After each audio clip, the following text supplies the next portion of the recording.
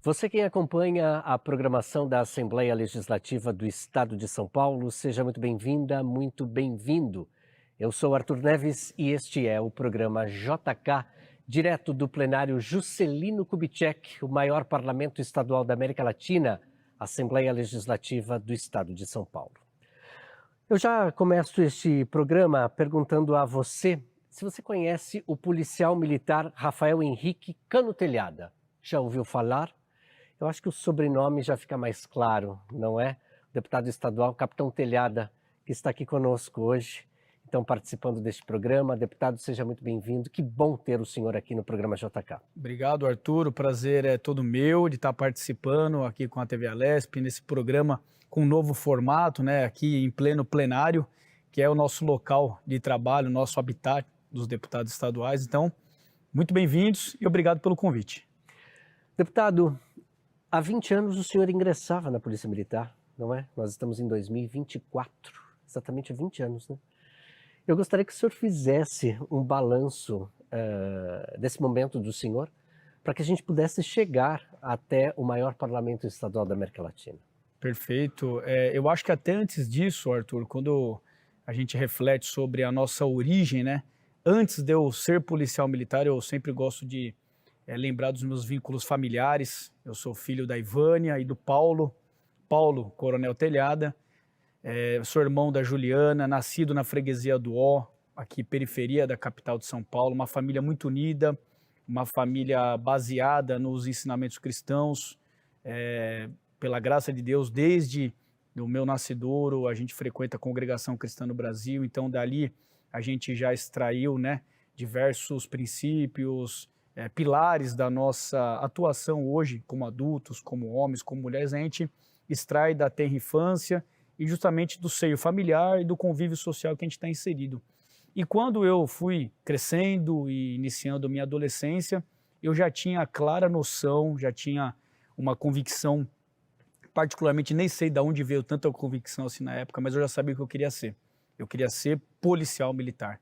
Não tenho dúvida de que, claro, de certa maneira influenciado pelo meu pai, que era policial militar, à época capitão, major da PM, atuante, operacional, combativo, como ele sempre foi, mas era algo muito meu também interno, assim, de querer ser policial. Tentei, né, na época, ao final do ensino médio, ali, época de vestibular, prestei faculdade de Direito. Meu próprio pai me apresentou outras carreiras. Pô, você não quer ser piloto, você não quer ser advogado, você não quer ser engenheiro. Eu lembro que ele me levava para conversar com pessoas, com profissionais desses outros segmentos, só que não teve como fugir. A gente fala, não teve pinote, né? E eu acabei sendo atraído para a carreira militar.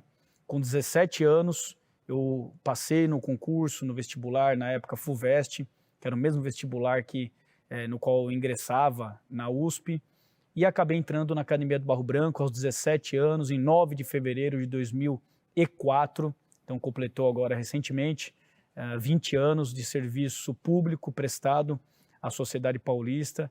E nessa caminhada a gente foi encarando aí uma carreira também combativa, em unidades operacionais, que foi dando uma certa visibilidade, nos colocando em pontos polêmicos e, de certa maneira, positivos, que alinhados com justamente o que eu já tinha via no meu pai, no que ele tinha perseguido na carreira dele, a questão sempre operacional. Eu também fui fazendo a minha história dentro da Polícia Militar e chegamos até o parlamento agora, nas eleições de 2022, com 19 anos na ativa da Polícia Militar e 1 ano aqui na Assembleia. Deputado, quando o senhor traz a menção da família do senhor, é muito importante, porque as pessoas se identificam, as pessoas que estão nos assistindo ao senhor agora se identificam. E é muito interessante, né, porque, como diz o ditado aí, né, filho de peixe, peixão também é. Então o senhor tem seguido exatamente os caminhos, os passos do pai do senhor, que hoje é deputado federal, né? E passou por esta casa, deixou a marca dele e ainda deixa a marca, né? Isso é muito interessante. É muito interessante e assim, a gente vive numa época, né, no Brasil, até no mundo, que, infelizmente, esse conceito de família, esses princípios familiares, esses laços íntimos ali, de pai, filho, irmãos, avós, né, infelizmente tem se degradado. A gente tem visto que tem diminuído esse conceito, essa procura pela família se conviver, por diversos fatores, não só fatores políticos e polarizados, não só isso, mas eu acho que próprios fatores assim digitais, virtuais, os nossos jovens, eu vejo isso na minha própria família, eu tenho filhos, tenho 2 filhos, né? A Laura de 9 anos, o Cássio de 4 anos. Se a gente não tomar cuidado, eles só vivem no mundo digital, que é um mundo ali que não existe, não é real, não é físico, não conhece, né? Às vezes não conversa com o pai, com a mãe dentro de casa, mas é super popular no jogo, na questão virtual. Então, por diversos fatores, a gente tem visto esses laços familiares serem aos poucos desfeitos ou ficarem cada vez mais raros na nossa sociedade. Então, eu faço questão sim de falar, de pregar essa questão no bom sentido da palavra, né? De sempre quando eu tenho oportunidade, fomentar dentro da minha família, dentro do meu gabinete, com os meus assessores, fomentar esses laços de amizade, de convívio, de bom convívio. E eu acho que só tem a acrescentar. E no futuro, quem tiver esses princípios vai sim ser, inclusive ser mais bem-sucedido, ter uma vida mais equilibrada, uma saúde mental mais ponderada. Eu acredito que é investir no futuro. Investir na família é investir no futuro. Da mesma maneira que a gente tem que dedicar o horário para o trabalho, tem que dedicar o horário para estudo, para lazer, nós temos que ter uma dedicação para a família e fomentar isso como pai de família, como homens, como mulheres, provedores do nosso lar.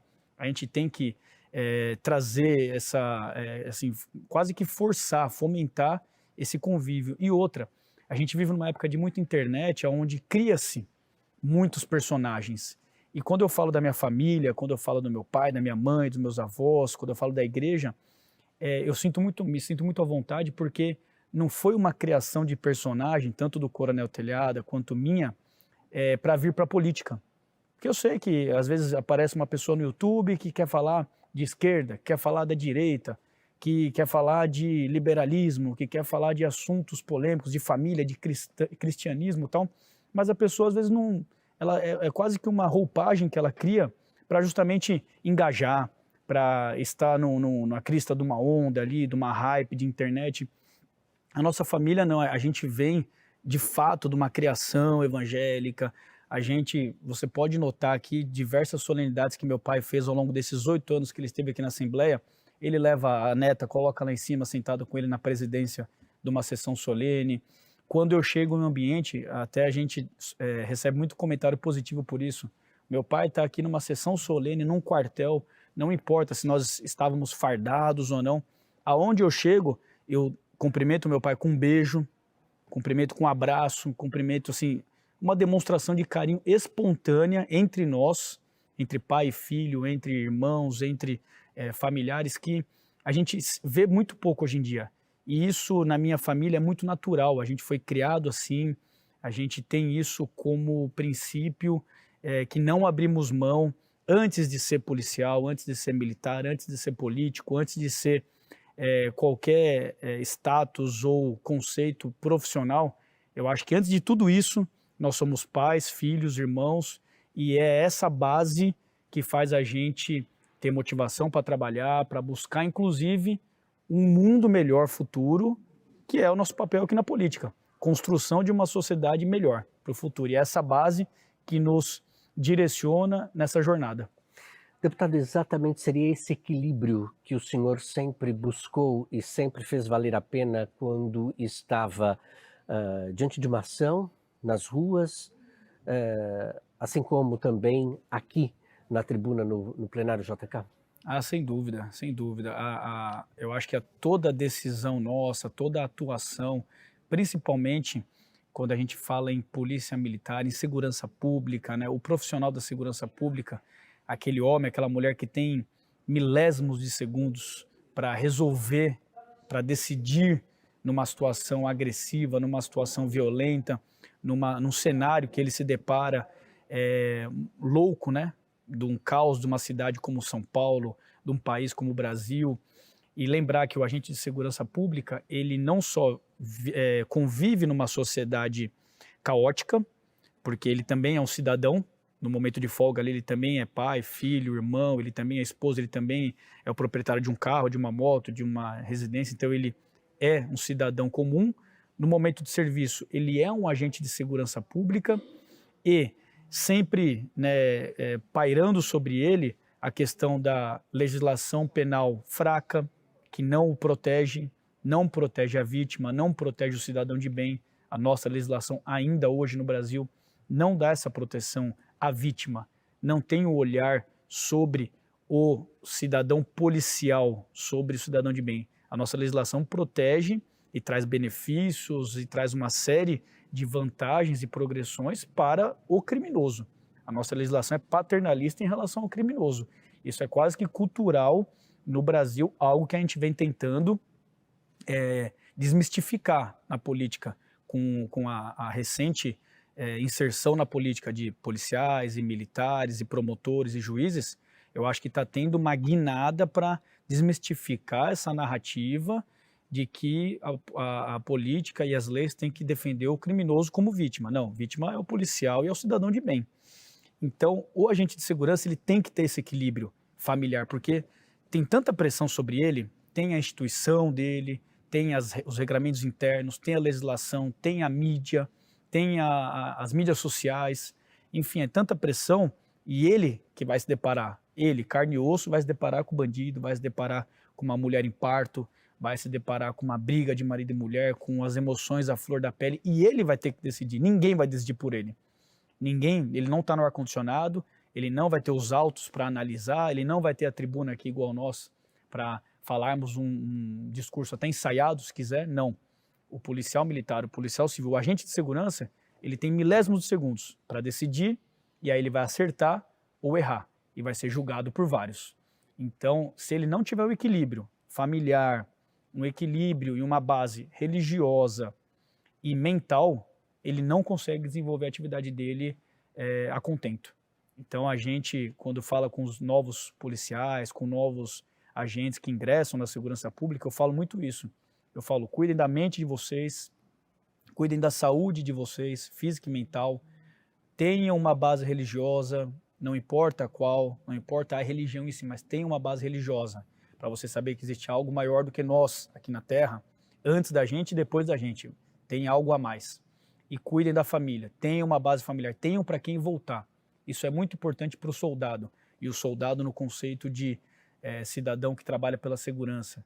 O soldado, ele tem que ter para quem voltar, porque se ele não tiver uma casa, um lar para retornar, ele acaba ao longo da jornada, ao longo da guerra, ele acaba perdendo a diretriz, ele acaba perdendo o norte.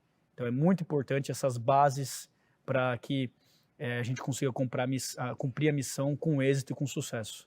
E é no frenesi dessa assertividade que o senhor busca, inclusive, a defesa dos cidadãos profissionais como o senhor também, policiais, e, claro, trazendo menção aos projetos que o senhor vem criando juntamente com a equipe do senhor aqui no Parlamento. Exatamente. Graças a Deus, a sociedade, eu acho que vem evoluindo. Nós passamos recentemente no Brasil por um engrandecimento ou uma conscientização acerca de política, eu acho que muito importante e absolutamente necessária para o nosso país evoluir. Então, hoje, política é um assunto de bar, é um assunto de mesa da família, política é um assunto de grupo de WhatsApp, que nunca foi antes. Antes era futebol, malemar novela e religião, talvez discutia lá alguma coisa sobre religião.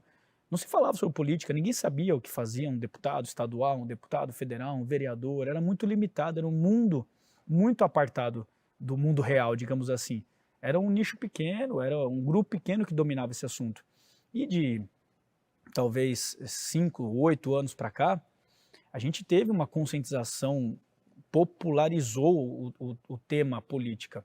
Bem ou mal, de maneira aprofundada ou não, mas as pessoas hoje têm uma noção do que deve ser um político, do que esperar de um político.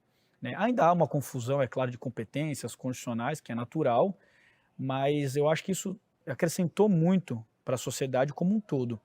E os policiais militares e os militares ganharam um espaço, ganharam, né, conquistaram uma fatia de representação dentro das casas legislativas. Hoje nós temos vereadores, nós temos prefeitos e governadores militares e policiais militares, nós temos deputados estaduais, deputados federais, senadores militares e tivemos inclusive um presidente, capitão do Exército, que foi o último presidente Jair Bolsonaro. Então, nota-se que a sociedade ainda tem nos militares uma representação de valores, algo que, como eu disse, foi ficando raro na sociedade e ainda é visto, não quer dizer que os militares são anjos, vieram de outro mundo, são perfeitos e são poços e baluartes da reserva moral e ética do Brasil, não é isso. Só que por causa da formação, da maneira de enxergar a questão do nosso país, da defesa dos nossos interesses nacionais, a defesa individual, né, os direitos individuais de cada cidadão, por uma série de quesitos, o militar foi ganhando um espaço e eu me incluo nessa questão. Eu me incluo porque eu sou militar e a população, quando votou em mim, não só o policial que votou em mim, mas o cidadão de bem, o cidadão civil que votou no Capitão Telhado, que votou no meu pai, no Coronel Telhada, ele faz esse voto de confiança esperando da gente uma representação da bandeira de defesa do cidadão, que é um tema hoje, 2024, protagonista.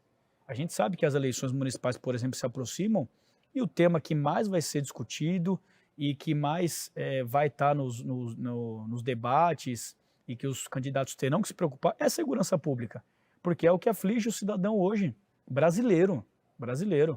Então, é atual e é importantíssimo. A gente não pode, hoje, eu arrisco dizer, talvez seja o tema mais importante do Brasil. Nós vimos em Brasília a aprovação do término das saidinhas de presos, o que antes era um tabu, porque, como eu disse, no Brasil tem uma cultura de achar que o preso, achar que o bandido, que o marginal é vítima da sociedade. Não é. Ele escolheu ir para o crime. Outros que tiveram uma criação similar escolheram trabalhar, escolheram ter uma vida digna. O cara escolheu ir para o crime. Quando ele recebe uma pena de um juiz, ele tem que cumprir essa pena. É uma coisa tão básica e simples que, incrivelmente, a gente perdeu essa conceituação no Brasil. Então, esse tema ganhou espaço, né? Conquistou espaço nos parlamentos. A discussão está quente, está aquecida em âmbito nacional e, como representante dessa bandeira de segurança pública, a gente tem uma facilidade em falar do assunto porque a gente viveu, né? Eu vivenciei segurança pública. Eu não estudei no livro e nada contra aqueles que estudam o tema e se aprofundam, mas quando você vivencia a realidade da rua, quando você quando você executa aquilo que você está falando e está defendendo, você tem primeiro, uma propriedade, uma credibilidade maior e segundo, você tem conhecimento de causa.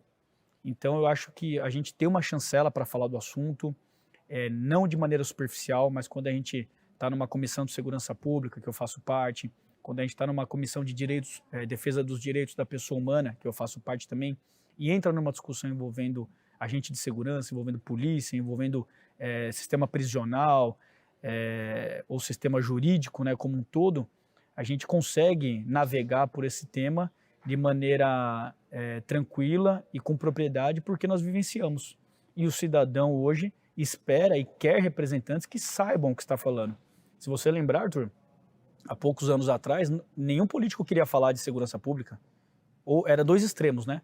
Ou o cara, ou um político, ele defendia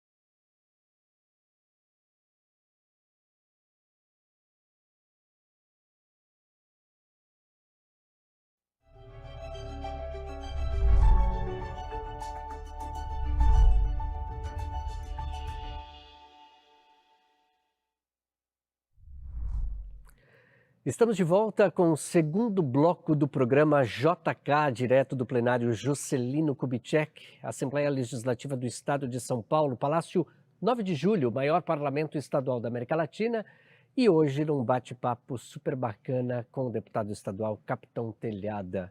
Deputado, no primeiro bloco o senhor falou bastante sobre segurança pública, isso está nas veias do senhor, o senhor transpira, inspira muita gente quando fala sobre esse assunto. Mas é claro que o senhor também tem outras bandeiras aqui no parlamento. O senhor está em comissões, frentes parlamentares. E aqui é interessante porque na comissão o senhor está na defesa do direito da pessoa humana, também da pessoa com deficiência. São duas comissões das quais o senhor também executa o trabalho do senhor, de toda a tua equipe. E aí acho que é interessante quando a gente fala da pessoa humana, e aí puxando um gancho daquilo que o senhor falava no primeiro bloco, sobre a vida dos policiais. Como, deputado, e de que forma tratar da vida de um criminoso e também de um policial? Faço essa pergunta porque muitas vezes as pessoas que estão nos assistindo questionam isso, né? De que forma um deputado vai trabalhar essa dualidade? Perfeito. Eu fiz questão, quando eu cheguei aqui na Assembleia Legislativa em março de 2023, de colocar o meu nome dentro da liderança do meu partido para ser membro efetivo da Comissão em Defesa dos Direitos da Pessoa Humana. E por quê? Por muitos anos, por décadas no Brasil, esse tema, direitos humanos, ele foi tomado, foi apropriado pelos parlamentares, políticos e, lideranças mais à esquerda. Então, parece que falar de direitos humanos era sempre defender bandido. Basicamente isso. Associações, ONGs de direitos humanos, nós como policiais ouvíamos um defensor de direitos humanos, já era a figura, o estereótipo de um defensor de bandido, que ia vir para agredir os policiais, para tentar pegar uma brecha, para criar uma narrativa, para convencer testemunhas, familiares de que houve abuso policial, de que houve abuso de autoridade e prejudicar o serviço policial. Então, eu sei que é muito mais do que isso. Defender os direitos da pessoa humana é muito mais do que defender direito de criminosos. Então eu fiz questão de colocar o meu nome como membro efetivo, justamente para mostrar que não é uma pauta da esquerda, essa pauta não é e não deve ser apropriada ou colocada embaixo do guarda-chuva de um parlamentar ou de um segmento. Nós falamos justamente da defesa de todos e não há, na minha concepção, não há agente maior de difusão de defesa dos direitos da pessoa humana como o policial é. Ele é o maior defensor, é ele que chega, é o policial, o soldado, lá na ponta da linha, lá nos 4 cantos do estado, na cidade mais longínqua, na área rural, na área indígena, no meio da favela, no meio do bairro mais rico, é ele que vai chegar sempre para socorrer quem tiver em dificuldade.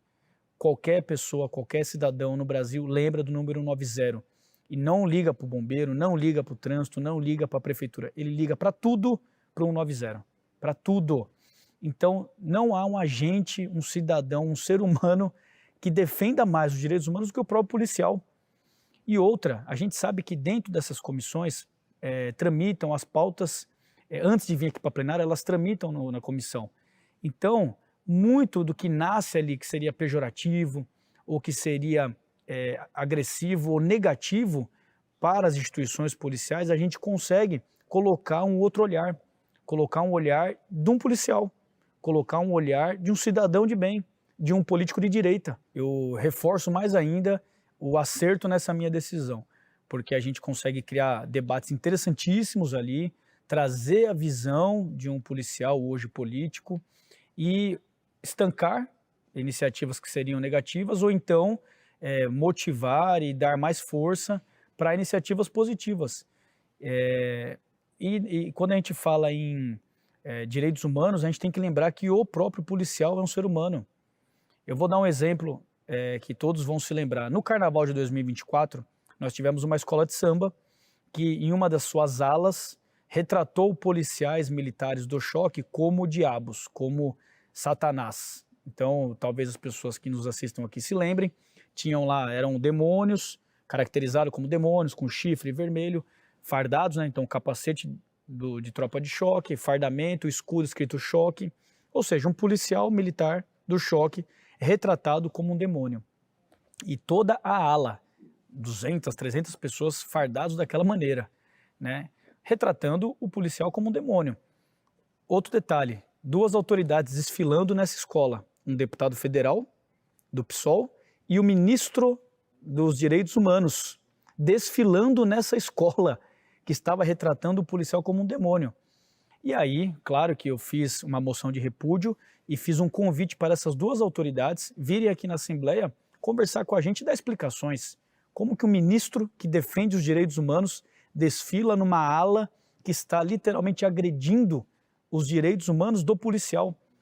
Mas sabe por quê que eles acham normal isso? E que ele talvez não tenha pensado no alcance que essa situação dele, que essa atuação dele estava tendo em São Paulo e no Brasil? Porque as pessoas esquecem que atrás da farda, que atrás daquele escudo, que sob aquele uniforme, existe um homem e uma mulher, existe um ser humano. Ah não, é o Estado. Ah não, o policial é o Estado. O Estado é uma figura, é um ente subjetivo. Só que até hoje ninguém lembrava do homem e da mulher, do cidadão que nasceu na periferia, que é negro, que é pobre, que é vindo do interior de São Paulo, da área rural, que é uma pessoa humilde, que presta um concurso para sustentar sua família, que ingressa na polícia para defender aqueles que ele nem conhece e é agredido à torta e à direita. Sempre foi, pela imprensa, pelas pessoas, pela sociedade em geral. Então, eu vejo esse posicionamento meu na Comissão de Direitos Humanos como também uma maneira de representar esses policiais, que nós somos seres humanos, nós temos sentimentos, nós temos emoções, nós temos filhos que assistiram aquela pouca vergonha, por exemplo, na escola, nós temos pais, mães, esposas, maridos, e por incrível que pareça, nós temos que lembrar isso a todo momento para outros políticos, para outros parlamentares. Porque veja, um ministro responsável pelos direitos humanos estava numa nítida agressão aos direitos humanos dos policiais. Então é por isso que eu fiz questão de ingressar para mostrar que a minha bandeira não é apenas segurança pública. Eu abri o leque, e abri mesmo. É direitos humanos, direitos das pessoas com deficiência, direitos das mulheres servidoras públicas, inclusive aprovamos um projeto aqui na casa sobre essa questão de mulher e tem outros projetos que também serão aprovados, tenho certeza.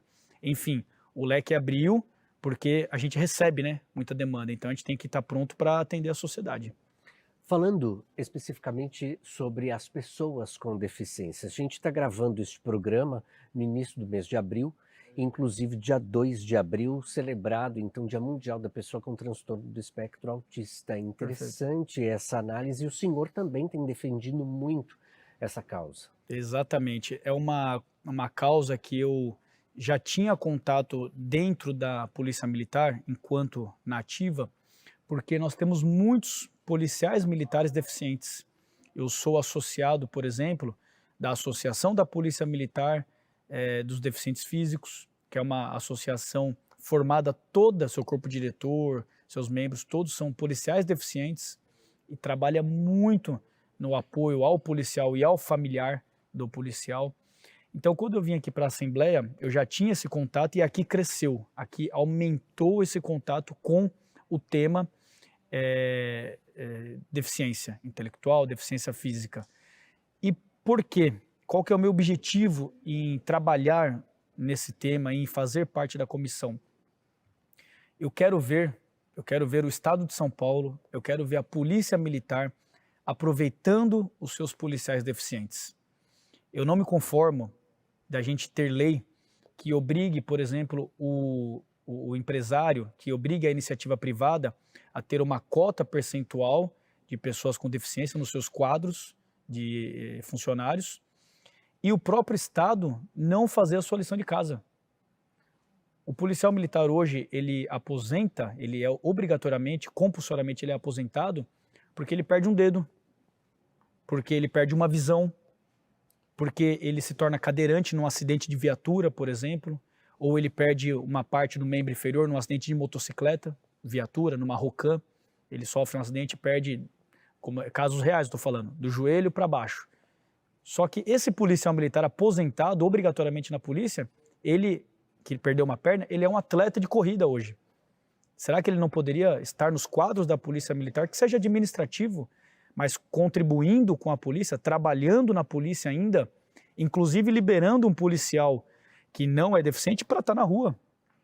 Será que um policial nosso, deficiente físico, paraplégico, hoje cadeirante, será que ele não consegue trabalhar no atendimento 190, no Copom, ou no setor de RH, nos direitos no recursos humanos, ou no setor de estatística? Um policial que perde, por exemplo, uma visão com um disparo de arma de fogo, caso real também estou falando, será que ele, que não é cego, ele tem ainda a outra visão, ele não é um deficiente visual completo, será que ele não pode trabalhar num setor de instrução por uma escola de soldados, dando uma aula de direito? Nós temos grandes juristas nos quadros da Polícia Militar, sargentos, oficiais. Então, nós não estamos aproveitando. O Estado, o governo de São Paulo, a Polícia Militar hoje não tem dispositivo legal que consiga aproveitar esses policiais deficientes. E foi esse tema, foi esse ponto em específico que me aproximou da comissão para eu procurar criar essas ferramentas de que a gente consiga dar essa oportunidade para o policial deficiente. Se ele pode, claro, e deve ter o seu direito à aposentadoria a partir do momento que ele contrai uma deficiência, ele tem o seu direito a aposentar e a ficar em casa, enfim, mas a maioria quer trabalhar, ele quer ser útil, ele quer continuar a ter um convívio do quartel, dos seus amigos de serviço, ele não quer ficar em casa e cair em depressão, que é uma realidade hoje, infelizmente. Então, essa oportunidade a gente não consegue ainda entregar para o policial militar em específico, que foi o que eu tive muito contato. Então, esse foi o meu objetivo.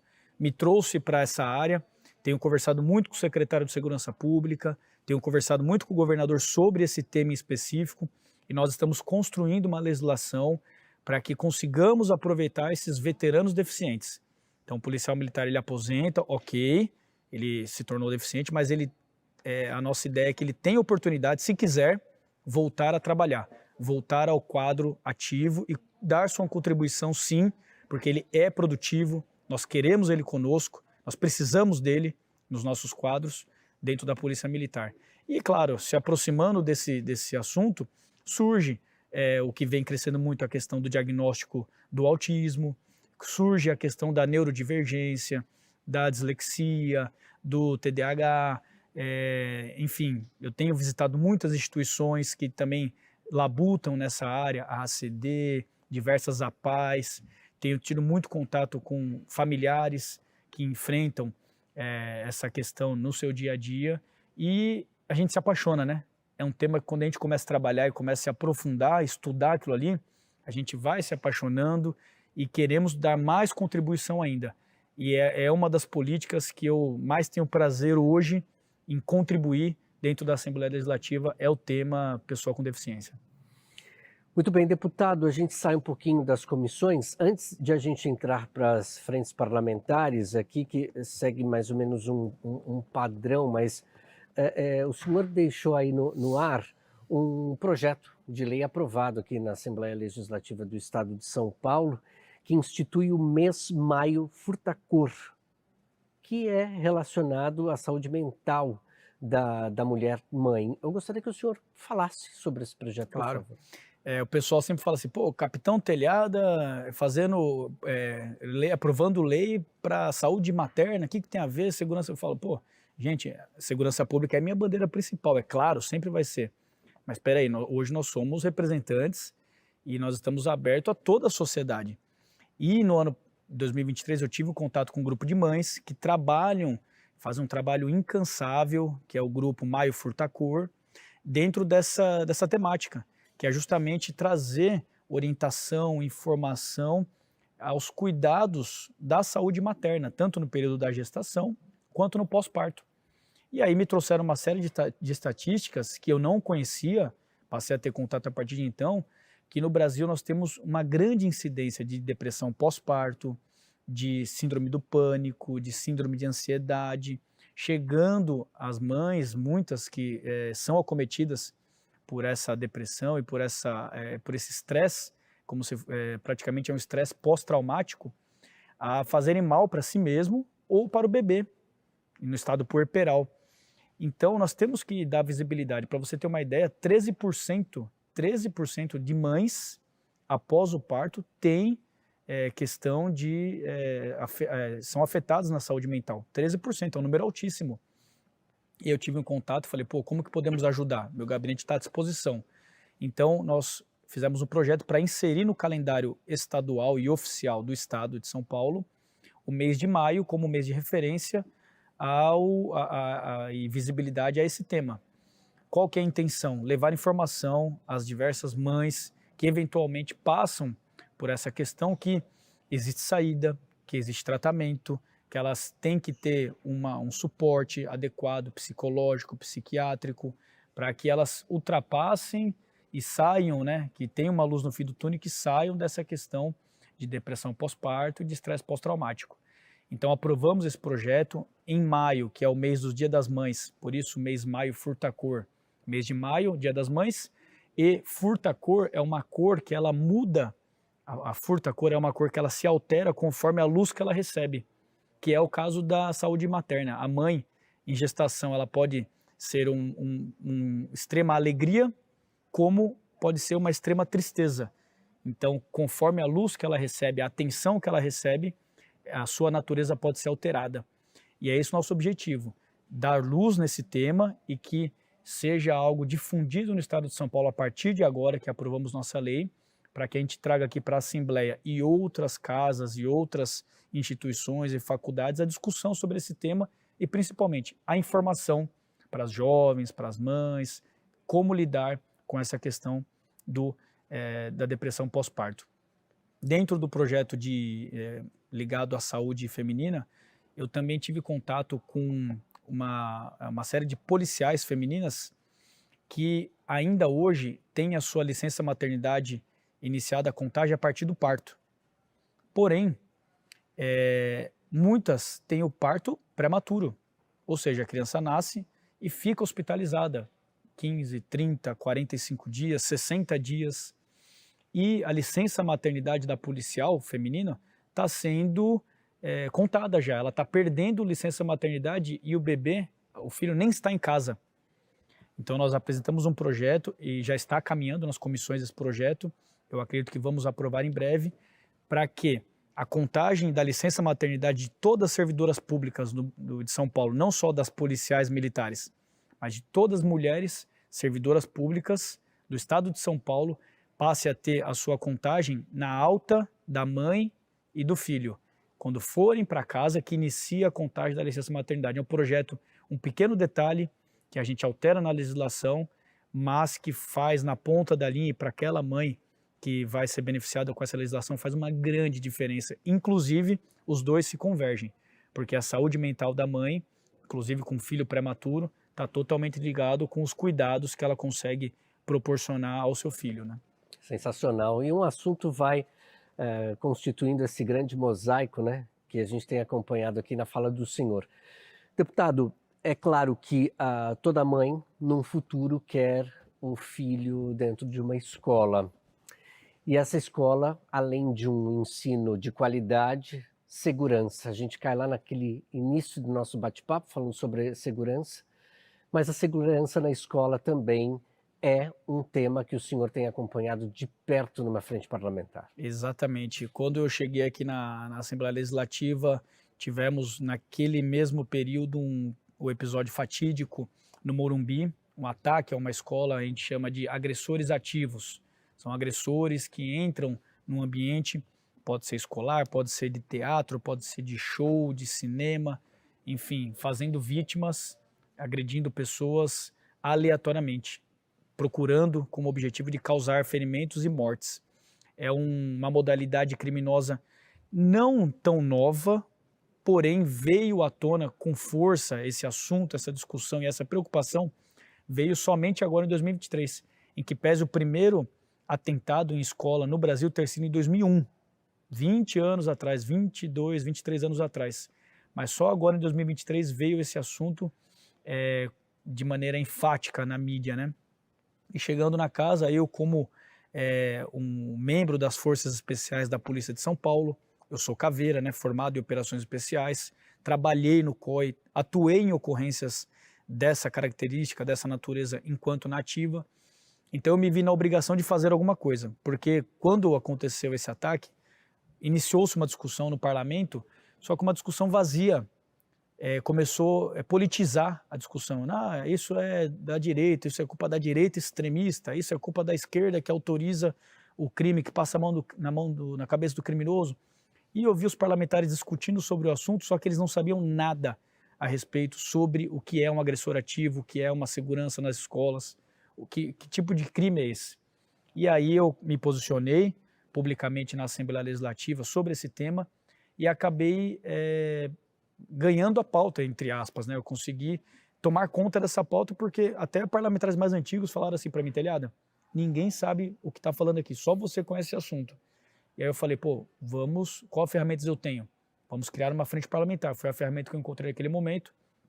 Fizemos uma série de reuniões ao longo do ano de 2023 com especialistas da polícia, professores, alunos, associações de pais e mestres, estudiosos desse tema, faculdades, psicólogos, psiquiatras. Cada reunião vinha acrescentando um profissional de uma área e a gente chegou no final, junto com a Secretaria de Educação, numa proposta que foi aprovada dentro do PPA, que é o Programa Plurianual do Estado de São Paulo. Nós conseguimos colocar uma emenda e criamos para o Estado de São Paulo um plano de contingência, um plano de incidentes, né, de gerenciamento de incidentes escolares. Então hoje o Estado de São Paulo tem o seu plano de gerenciamento de incidentes baseado no gerenciamento de crises, mas adaptado para essa modalidade, que tem todo um modelo de atuação para cada escola dispor desse modelo e colocar em prática. O que falta a partir de agora? Justamente a pulverização disso no Estado, a instrução na ponta da linha. O certo é que cada escola municipal, estadual, particular inclusive, tenha conhecimento dos protocolos de segurança, saiba como agir, tanto os professores e diretores, quanto os alunos. É esse o nível que nós temos que chegar de maturidade no Brasil. Nós ainda não estamos lá, ainda não estamos. Outros países estão, nós não. Nós ainda temos medo de falar sobre segurança do ambiente dentro da escola. Muita resistência, até por razões ideológicas, políticas. Vai falar de segurança dentro da escola, como que o aluno vai ver isso, tal? Gente, é algo normal. É a mesma coisa que falar de incêndio. Nós não temos protocolos de extintor de incêndio, de CIPA. Toda empresa tem o seu CIPA, seus funcionários treinados para agir diante de um incidente de incêndio. Nós temos que ter isso para agir diante de um incidente criminoso. Porque depois que aconteceu, não adianta mais. Por causa da falta dos protocolos, vidas serão perdidas. Então, agora o meu embate está parcialmente vencido. Eu consegui criar um plano de gerenciamento de incidentes. Agora eu tenho que fazer o Estado convencer as autoridades, os diretores de escola, os diretores regionais de ensino a colocarem isso em prática. E aí sim a nossa missão vai começar a ser difundida e eu tenho certeza que no futuro vidas serão salvas por causa dessas alavancas que a gente acionou agora no nosso mandato. Vamos falar sobre defesa civil? Claro, claro. Fique à vontade. Defesa civil também foi uma experiência que eu tive já como parlamentar. Eu não fui bombeiro na ativa, apesar do bombeiro fazer parte da Polícia Militar, eu não tive a oportunidade de ser bombeiro, mas quando ingressamos no parlamento, participamos com a Defesa Civil do Estado lá do episódio dos desastres em São Sebastião, e eu percebi que era uma baita de uma bandeira, uma baita de uma secretaria de Estado, com pessoas profissionais, engajadas, com conhecimento profundo no assunto, mas que não tinham voz, não tinham representatividade dentro da Assembleia Legislativa. E aí eu falei, poxa, temos que trabalhar. Então, A Defesa Civil era igual à polícia.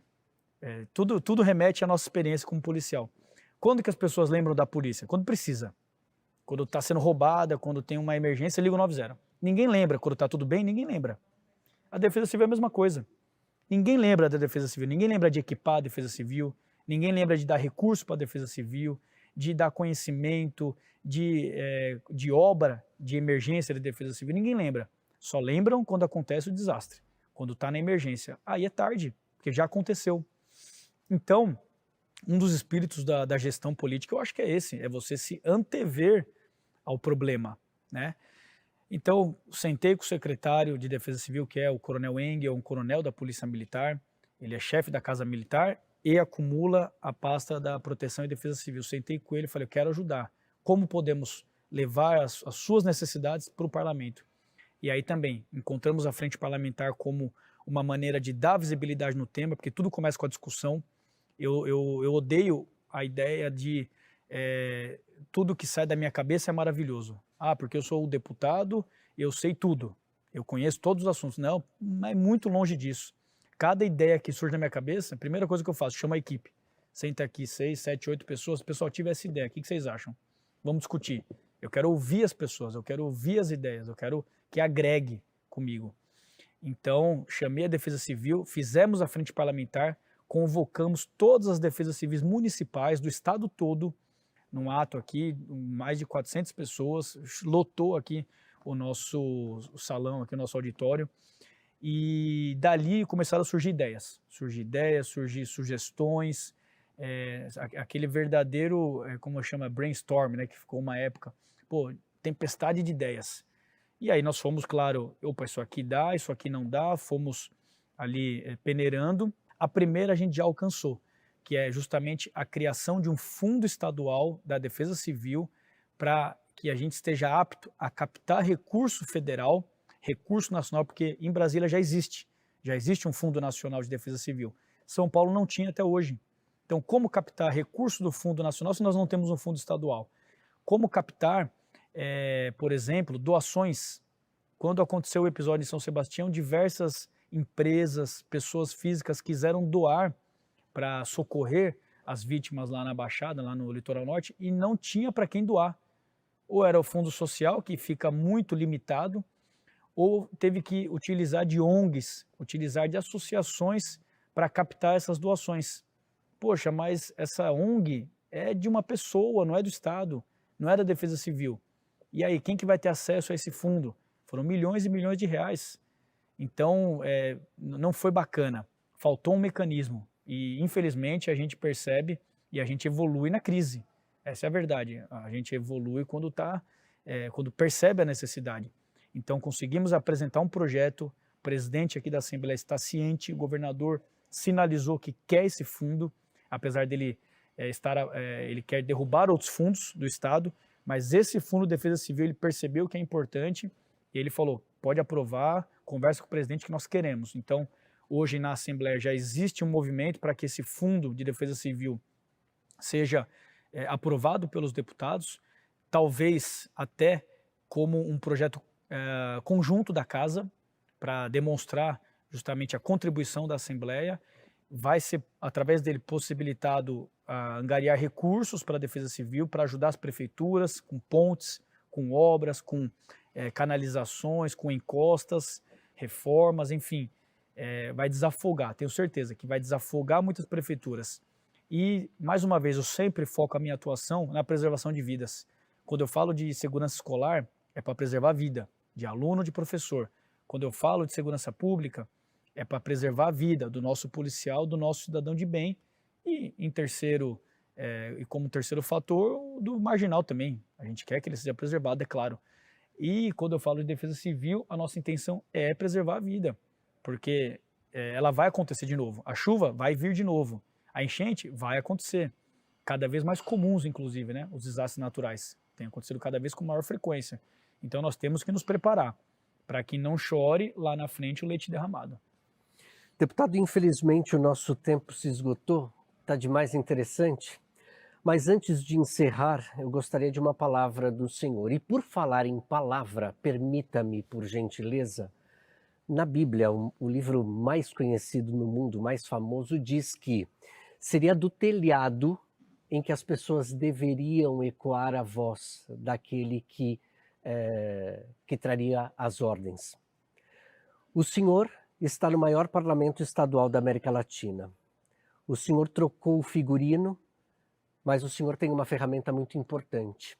E a voz do senhor está sobre os telhados. E que ela vá, que ela ganhe espaço. Qual seria a próxima palavra aqui na tribuna para o cidadão paulista? Poxa, que palavra, hein? Obrigado pelas palavras que você colocou, que eu acho que é justamente esse o norte.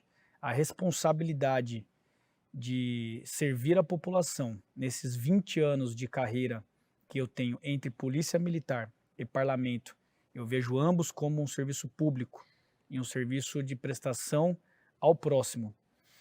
A responsabilidade e a honra que eu tenho em ocupar uma cadeira hoje aqui na Assembleia Legislativa e o que eu carrego sobre os meus ombros no intuito de bem representar o cidadão de bem, talvez eu nem consiga expressar em palavras o quanto eu me sinto honrado em ter essa oportunidade. E o meu objetivo e o que eu deixo a todos que nos assistem, que nos acompanham, seja na rede social, seja no nosso trabalho, o que eu quero deixar é que a nossa intenção é sempre fazer o bem, é sempre trabalhar pelo interesse coletivo. Eu acredito em São Paulo, eu acredito no Brasil. Se não fosse dessa maneira, eu não deixaria a minha carreira policial militar, que era próspera. Eu era um capitão da Polícia Militar, chegaria tranquilamente a coronel dentro da ativa e deixei, porque eu não posso voltar mais para a minha carreira, deixei para trás para vir para a política porque eu acredito no Brasil e em São Paulo. Eu acredito que essa mudança tem que vir através da política. É a ferramenta democrática, é a ferramenta que o cidadão tem para colocar pessoas que o representem e para que seja a força motriz geradora da transformação para o nosso futuro. Eu quero ver meus filhos, meus netos, as nossas próximas gerações muito melhor do que nós hoje. Não só na questão de desenvolvimento humano, desenvolvimento social, econômico no nosso país, mas culturalmente. Porque hoje a gente vive uma guerra de ideias e de narrativas em todas as pastas, mas principalmente na questão de segurança pública e do crime. Então, eu confio no Brasil melhor, eu quero fazer parte dessa transformação. Meu gabinete está à disposição e aberto para todos que nos acompanham, para que dê também sua contribuição e participe conosco dessa fase que vivemos hoje, que eu tenho certeza que é uma fase histórica. Nós vivemos uma fase, uma geração que no futuro nós olharemos e teremos a certeza de que foi um divisor de águas. E a gente está em pleno curso dessa geração e dessa fase que eu tenho certeza que vai colaborar com o desenvolvimento e com a qualidade de vida de cada um que nos assiste aqui. Esse é meu objetivo em estar na política, ajudar e fazer o bem. Deputado Capitão Telhada, muito obrigado. Obrigado, meu amigo. Deus abençoe. Amém. E a você que esteve conosco durante a transmissão do programa JK, muito obrigado pela sua companhia, sua audiência. A gente se encontra na programação da Rede Alesp.